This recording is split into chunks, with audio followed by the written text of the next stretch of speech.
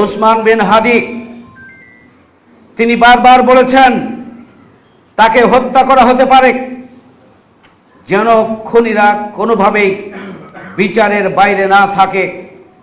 তিনি সেই ব্যাপারে আগেই বলে গিয়েছেন। কিন্তু আজকে আমরা সরকারের কাছে জানতে চাই, শুক্রবারের দিন জুমার পরে দিবালোকে গুলি করে হত্যা করা হলো আমাদের প্রিয় ভাই ওসমান হাদিকে। এরপরে সাথে সাথে স্বরাষ্ট্রমন্ত্রী কেন বাংলাদেশের সীমানা সিলগালা করলেন না? ওসমান হাদির খুনিরা কিভাবে দেশ থেকে দেশের বাইরে চলে যায়, এর পিছনে স্বরাষ্ট্র মন্ত্রণালয় অথবা প্রশাসনের কোন অংশের সম্পৃক্ততা আছে কিনা তা খুঁজে বের করতে হবে।